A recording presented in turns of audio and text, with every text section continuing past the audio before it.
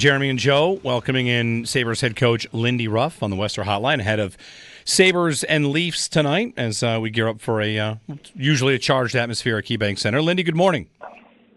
Good morning, Jeremy, Joe. How are you guys? We're good. Lindy, we usually kind of start off with, what have you been watching, whether it's Ovechkin's goal chase. Were you watching the Masters on Sunday? We're trying to catch some of it. Obviously we played that day, but got a good piece of it. What an incredible weekend for golf, and what Rory did and how he had to get it done was incredible. Yeah, obviously, you guys were playing a game during the final round. During the final round, yeah. But in terms of like you said, like catching the highlights of the story of sport, I feel like a lot of people view it as other athletes. A lot of hockey players are golfers and climbing that mountain and keeping going back to it when most of sports, I say this not in a bad way, but most of sports is failing to reach that final goal. Yeah, I think you look at Rory's story as a whole for that final day where you start off your round with a double bogey and then you have to recover, and then you look like everything's in pretty good position. And I actually went back and watched the highlights of all the shots during the day and saw him put the shot in the water when it looked like a tournament was in his hand. And then you've got to get that to a playoff. And, I can't imagine. I know that everybody golfs and you feel this like, boy, I got to make this 5-foot putter. I got to hit it straight on the last hole. I think the incredible mental grind that he had to go through. I saw his emotion after he had won the tournament. I understand that. What a day it was for him from, the ups and downs he dealt with. Do you or have you throughout your coaching career kind of used other sports, other high-profile moments like that to, whether you're teaching mental toughness, or you're teaching that it's not over, or it might feel like you're in control here, but one mistake can kind of give it away? Because I feel like you kind of ran through them all. There's a lot of lessons in that final round. Oh, there's so many lessons, and I've used football, I've used soccer, I've used football sometimes where you can see the frustration of a player when he's wide open and he doesn't get the ball from the quarterback, and you can see the frustration. And then the next time he gets the ball thrown to him, he drops it. And I think that's the part where you got to stay a little bit humble.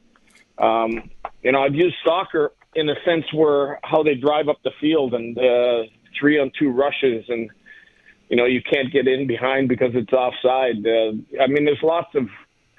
There's lots of mental examples. I look at the 2010 Olympics, where we were winning and we gave up a tying goal at the end, and now we're going into overtime. And I think you can see just the way the four nations went. Overtime can go any direction. Canada got some great saves and got a break on the winning goal, but. Just the emotion you have to deal with inside of a game or an event, whether it's football, whether it's hockey, baseball, you name it. Baseball is sometimes one swing away from turning the whole game around, or one drop ball. So you got the Buckner play that you'll ever forget too. Mm-hmm. Yeah, as I'm listening to you talk, Lindy, I'm wondering if there's parallels to this season about just bouncing back because every season for every team there's going to be low points, and how much of the NHL and how much of just being a professional athlete is, okay, you're going to have those moments, and then how do you react to them? What do you do to react to them, basically? Yeah, it's a good point, and we definitely had those moments. You look at the long losing streak, and inside of that, the moments inside that stretch that we had the game in our hand, from a Detroit game, a Colorado game, there was games I thought we let the other team's goalie off the hook. We had grade A chances that could have won us a game, a couple overtime games that, could have, should have, you can say whatever you want, but we didn't. And the grind it is to come out of that and try to, try to recover and be a good team. And those are hard moments that you go through during the year. It's the ups and downs. It's the moments those long moments of when you're losing. You can't stay in that place very long, or your season is gone. And this is a spot where maybe you have to get to more process, and whether they're 5 or 10 game samples, Lindy. Like, not every game is going to be a step forward. So I guess part of the question and part of the story of this season is, do you feel that as the season comes to a close, that your group is better equipped to deal with that kind of scenario? You mentioned a Detroit game or whatever earlier in the season where things might have gotten off the rails. Do you feel like the process of it is something you have improved on, and next season, I guess when we get things back up and running here, that you feel like that's tackled, the group at large has the skills, or at least the framework to kind of get through that in a better way? Yeah, I think you use the word framework. I think that we are in a better place. I think, I talked a lot earlier in the year about dealing with adversity, and we didn't deal with it very well. I think if you look at where we're at now, and we've been dealing with, a couple of big injuries this last 3-4 weeks with Norris and Greenway out of the lineup, and how young our centers are, and we've dealt with that adversity a lot better. Like you look at some of the teams we've beat, and you've got to give some of our young players credit. You got to give our veteran players that have kind of settled into a pretty good game. We have found ways to win hockey games without some of what would be our players that we're really counting on. And we've dealt with some adversity in those games that we've been able to come back and win games.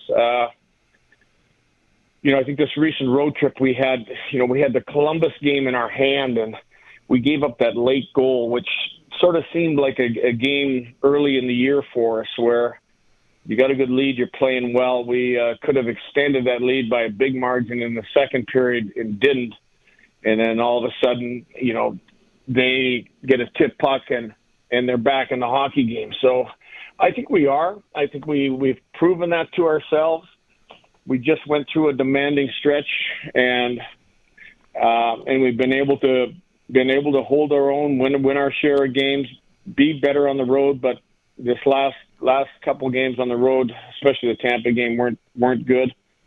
And now we got 2 games left to recover and play our best hockey again. Sabres head coach Lindy Ruff, you mentioned some of the injuries.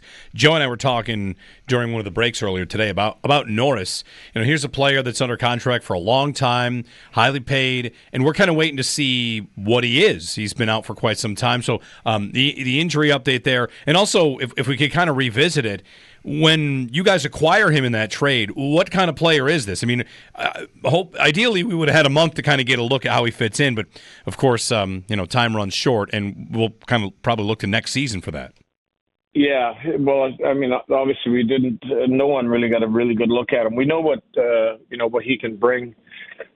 He's a high profile, great speed. Hockey IQ is really good. He's really good inside the face-off dot. Unfortunate part is I don't think we got to see the real Norris. Got hampered right away with the same type of problem that he was dealing with in Ottawa. So the exciting part is, we're getting that player back, and he's feeling better now, but he will not play for the rest of the year. But I feel you've got a sentiment there that is a guy that can make all the people around him better, and he's got tremendous speed. And I think the speed in the game is one thing that you need, and it's evident every night. So he's a player that obviously we've missed through this stretch. Lindy Ruff with us on the Western Hotline. Another injury over the road trip was Owen Power going down, Lindy, and you had said, I think with the media a couple days ago, that it would be a while. When I heard that, I remember our conversation earlier in the year about Power and kind of gaining man strength eventually throughout his career, and we've heard comments about coming back next year in elite shape.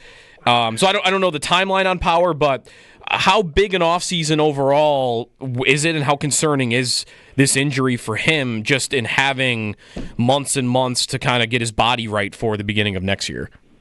Yeah, a great question. And, with the one we knew through the year that, the one area we wanted him to improve, and I thought he was improving, was, some of the physicality and ending plays down low where, quickness and speed. And all those aspects are areas that every player works on every postseason and to become a better player. And the injury right now is being evaluated. I can just share that he won't play these last 2 games. And it could be a fairly serious injury. So we're just waiting for a final opinion on it. And once we get that, you'll have to recover from that. And then part of that is, what does that training look like for a player that has an injury going into the postseason? Owen Power was injured in that Florida game. One thing that we talked about a couple months ago with you in February after the New Jersey game, Thompson. So this game against Florida, the hit on Yuri Kulik from Gadjevich. 1, what did you think of the hit? And 2, your team's response to it. That's, I'm assuming, what you'd be looking for from, it's some of your important players too, right? Darlene is right in there. Tuck drops the gloves. And how did you feel about the response from your guys after that hit? I think the response is exactly what you need. I think you look at it, there's no difference between that hit really and the Thompson hit, and you don't know whether it is going to be deemed illegal or penalty or anything, but I thought it was a dirty hit. I know the officials claim that the puck hit Kulik's stick just before it deflected off the other guy's stick and hit his stick, but it's still a player that's targeting another player. And I know earlier in the year we talked about this. I believe I talked about this with you guys, that the NFL has done a great job of cleaning that type of play up, protecting their best players, protecting quarterbacks, protecting wide receivers. I don't think that's a defensive player, a defenseless player that hasn't received the puck yet, and I don't care whether it tipped off the other guy's stick and hit his stick or not. He's targeting the player, and that's a play that I think you could lose a good player, and I think it's a play that we're going to get out of the game.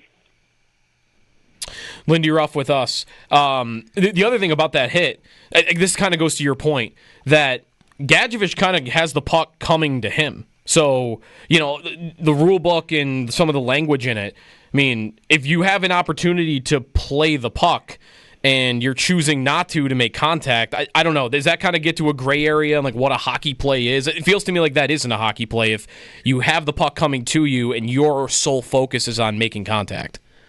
Yeah, I think you just read it the way I read it. Okay. There's like a loophole that, he could have played the puck. They can claim that, the puck hit Kulik's stick and he was playing the puck, but our guy really wasn't playing the puck. It went off the other guy's stick and just maybe tipped off ours. So I think that's the gray area you're talking about right there. He could easily have played the puck in that situation, and our guy did not have the puck and wasn't playing it. I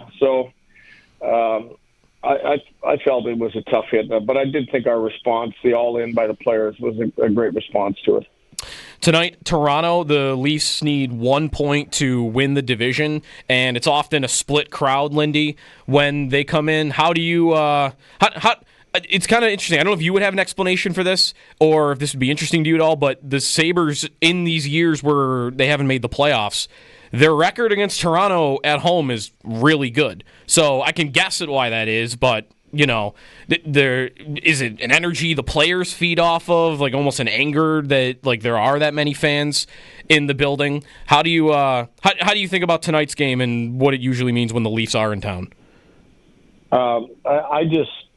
I look at tonight's game as a game that we need to bounce back from a poor performance against Tampa, where we've had a really good stretch of playing good hockey. And I look at our home game and our home record and building that this is a tough building, make it a tough building to play in.